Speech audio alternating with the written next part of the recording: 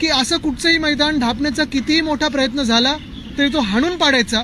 पत्रे बित्रे कोणी लावायला आले तर ते लावू द्यायचं नाही. जे कोण असतील त्यांना बरोबर उत्तर द्यायचं. आदिजी, भाजपकडून आरोप केला की आदित्य ठाकरेंना मैदानांची काळजी आता अचानक का वाटली? कारण तुमचं सरकार बसलं आणि तुम्ही मैदानं ढापायला लागलात म्हणून काळजी वाटायला लागली. आधी आमचं सरकार असताना आमची मैदानं ही मोकळी होती. एवढे वर्ष हे मैदान मोकळे कोण आलं होतं का इथे? कोणी ढापायला आलं होतं? नाही आलं होतं. तर भाजपला जर वाटत असेल की काळजी आत्ता का वाटते, कारण आत्ता भाजपचं सरकार आलंय.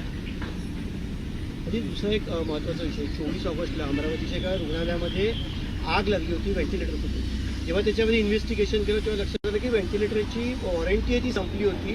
चुकीच्या पद्धतीने ते वापरले जातं. शासन आणि प्रशासन म्हणजे हॉस्पिटल प्रशासनाच्या निष्काळजीपणामुळे 3 नवजात बालकांचा बळी गेलेला. बघा, एक तुम्हाला सांगतो, गेली 12 वर्ष आता भाजपचं सरकार आपल्या देशात आहे, राज्यात आहे. अनेक विषयावर आपल्याला भाजप सर्टिफिकेट येत असतं. धर्म असेल, देशभक्ती असेल, सगळं काही असेल. पण खरा धर्म आपला किंवा खरी देशभक्ती आपली ह्या मातीप्रती किंवा आपल्या देशाप्रती जी असते ती शासन नीट चालवणं ही असते. मध्यंतरी आपण पाहिलं असेल, जेन झी, जेन अल्फा, अभिजित दिपके, त्यांचे सगळे सहकारी, सोनम वांगचुक, हे सगळे आपल्या सगळ्या शाळांच्या उपोषणाला बसलेले. नीटचा पेपर फुटला त्याच्यासाठी बसले होते.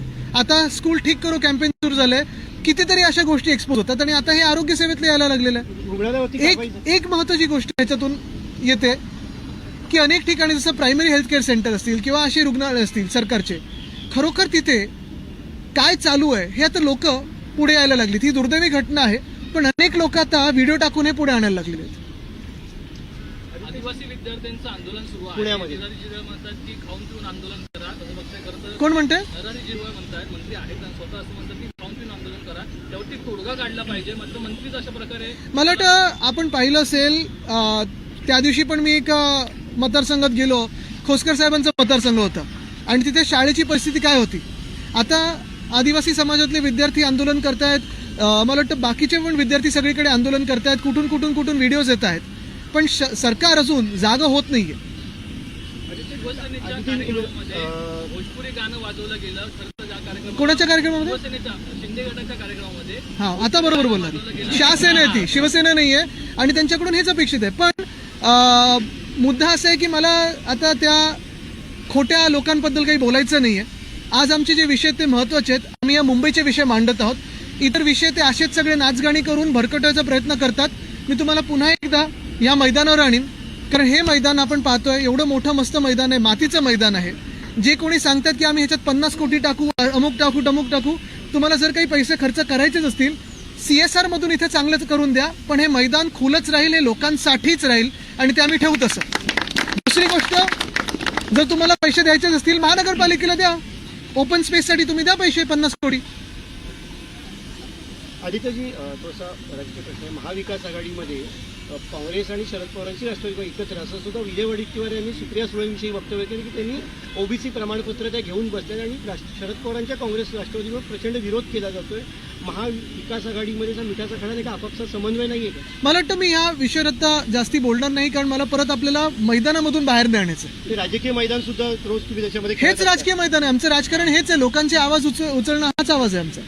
आदित्य जी, आज आपने विजिट की है यहाँ पर मैदान में, क्या कहना चाहेंगे? पिछले 2 हफ्तों से आप देख रहे हो, भाजपा हर एक मैदान, जहाँ जहाँ खुला मैदान दिख रहा है, वो सारे अपने विधायकों के गले में डाल रहे हैं या उनके पॉकेट्स में डाल रहे हैं, अपने दोस्तों के पॉकेट्स में डाल रहे हैं. जो बिल्डर्स है, कॉन्ट्रैक्टर्स है, उनको दिया जा रहा है. लेकिन मुंबईकरों को जो खुला मैदान होता है वो उनसे छीना जा रहा है. बात यही है, बात साफ है. अंधेरी में छत्रपति शिवाजी महाराज स्पोर्ट्स कॉम्प्लेक्स और ये एक महाड़ा का प्लॉट और दूसरा एक महाड़ा का प्लॉट एक ट्रस्ट को दिया जा रहा है. रेंट लिया जा रहा है, नहीं दिया जा रहा है, ये कुछ बहुत अलग बात है. लेकिन जब प्लॉट्स प्राइवेटाइज होते हैं तो मुंबईकरों को आने जाने के लिए यहाँ व्यवस्था बंद हो जाती है. यहाँ हजारों बच्चे खेलते हैं, युवा खेलते हैं, ये बंद हो जाएगा. बैंड्रा वेस्ट में अगर आप देखें तो नेवल डिसूजा फुटबॉल टर्फ है, वहाँ भी हम कोर्ट चले गए हैं. मुझे लगता है यहाँ की भी एक ALM है, वो भी कोर्ट चली गई है. और मुलुंड में स्पोर्ट्स कॉम्प्लेक्स की जगह सामने, बिल्कुल सामने पेट्रोल पंप की रिजर्वेशन होते हुए भी पेट्रोल पंप को दिया गया है. तो ये सारी बातें जो है, जो जमीन छीनने की बातें हैं, भूखंड छीनने की बातें हैं, उसको हम विरोध करेंगे और तीव्र विरोध करेंगे.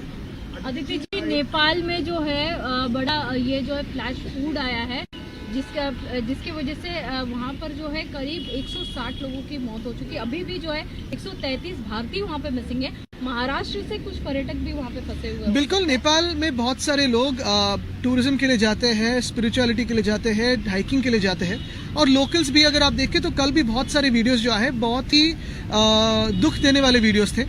एक जो जैसे ही बाढ़ आया है, या आपने देखा होगा जो फ्लैश फ्लड आया, बहुत ही डरावना एक विजुअल है। और मैं यही प्रार्थना करता हूं कि जो भी वहां अटके हो या जो भी जिसकी भी बचने की समस्या है वो बच के सुखरूप वापस अपने अपने घर जा सके। क्या आप लोगों की ओर से ट्राई किया जाएगा तो महाराष्ट्र के लोग वहाँ पर फंसे उन्हें बचाने? बिल्कुल, जो भी हमें कांटेक्ट कर रहा है उनको हम स्टेट से जोड़ रहे हैं, स्टेट की हेल्पलाइन है, और जो भी हमारे भी कोई कॉन्टॅक्ट होंगे नेपाल में तो उनसे भी जोड़ रहे हैं। जी, धाराशिवचे नगरसेवक भाजपात प्रवेश करायला आपल्या पक्षाचे निघाले होते.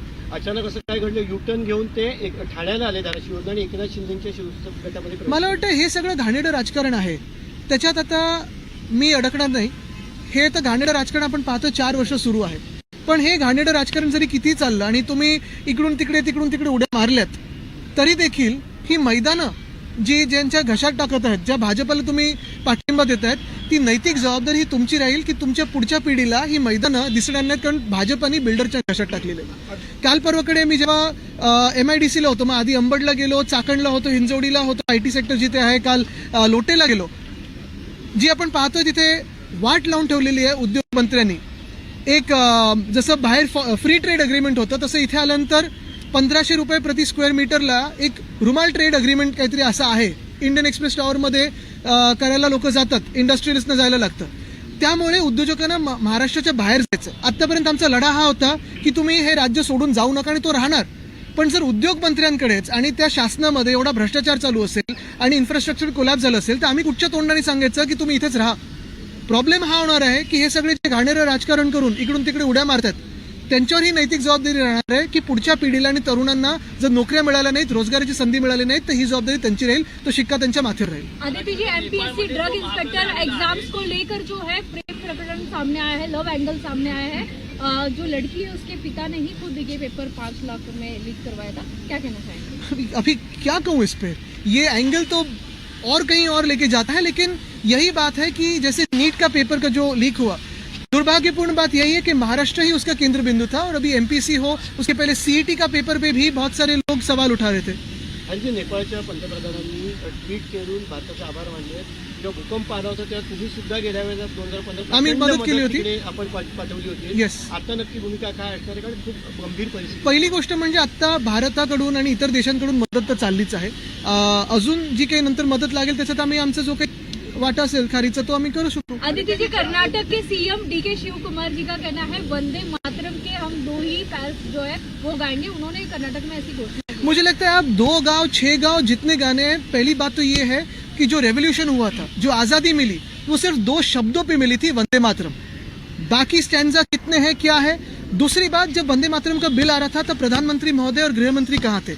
और तीसरी बात, आप पूरा गाना गाइए, आधा गाना गाइए, लेकिन जो स्कूलों की परिस्थिति है वो बदलने वाली है. जो अस्पतालों की परिस्थिति है क्या वो बदलने वाली है. क्या ये मैदान जब आप बिल्डरों के हाथों देंगे तो क्या अपना देश सुजलाम सुफलाम मलयजी शीतलम रहेगा. जैसे पर्यावरण को वहां उस गीत में डिस्क्राइब किया गया है, क्या वैसे है. आदित्य जी, बिहार में जो है BPSC एग्जाम को लेकर स्टूडेंट लगातार प्रोटेस्ट कर रहे हैं, लेकिन बिहार गवर्नमेंट जो है रिस्पांस नहीं दे रही है, ऐसा राहुल गांधी. वहां भी आपने देखा होगा एक आदित्य है 6 साल का, उसकी आवाज सबसे ज्यादा थी.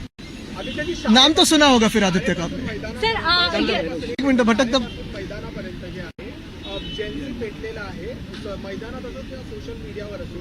काल मुंबईमध्ये जी घटना घडली लालबाग परळमध्ये, तुम्हाला असं वाटतं का की हे जे आहे ही हवा चेंज करण्यासाठी असं काहीतरी प्लॅन. काही ठराविक समाजकंटकी लोक हे करत असतात.